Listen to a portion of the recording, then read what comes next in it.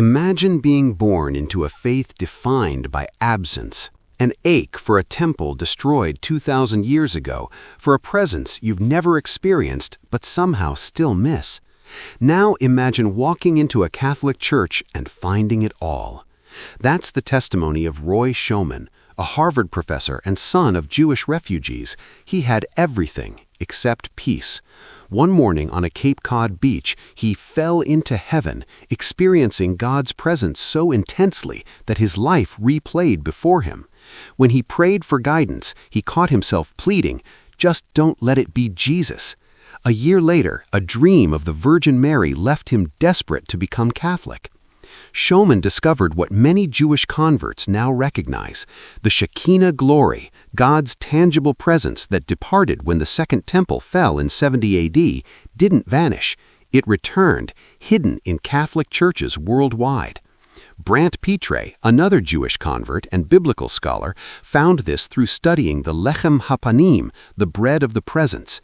In the temple, this bread was displayed to pilgrims with the words, "Behold, God's love for you." When Pitre studied Jesus' words at the Last Supper, he realized Jesus was claiming to be the fulfillment of everything the temple held sacred. Rosalind Moss describes walking into a Catholic church for the first time and seeing the sanctuary lamp flickering near the tabernacle. She instantly recognized it, the menorah, the Ark of the Covenant. The temple veil didn't just tear at Christ's death, it became the sacramental veil inviting every believer into the Holy of Holies. Then there's authority. David Moss, Rosalind's brother, recognized in Isaiah 22 the Al-Habayit, the steward with the keys to the house of David. When he read about Peter receiving the keys of the kingdom, he saw the undeniable DNA of the papacy, not a Roman invention, but a Jewish necessity for a kingdom in exile.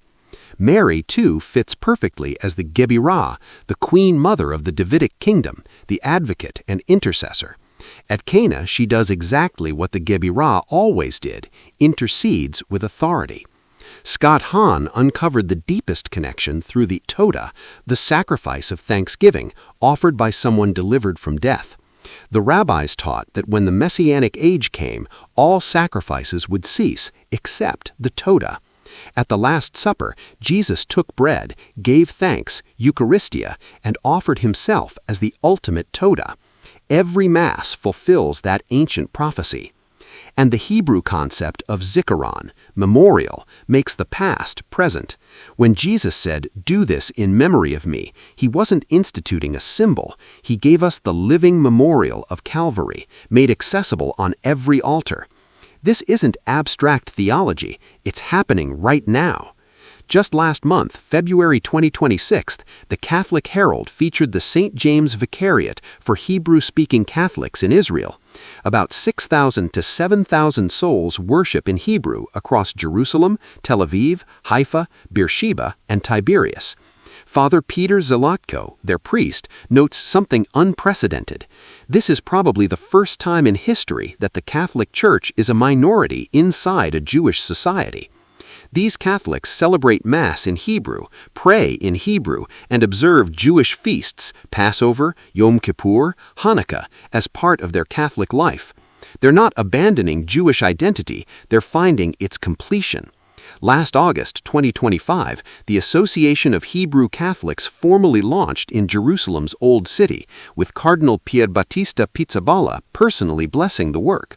Founder Yarden Zelevansky, an Israeli Jew and IDF veteran who converted, explained, "For centuries, Jews rejected Christianity because it demanded assimilation.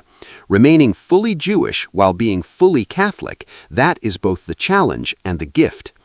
This week, Benedictine College hosts a major conference on Nostra Aeta's 60th anniversary, featuring Zelevansky and others exploring the future of Hebrew Catholics and Jewish Catholic friendship.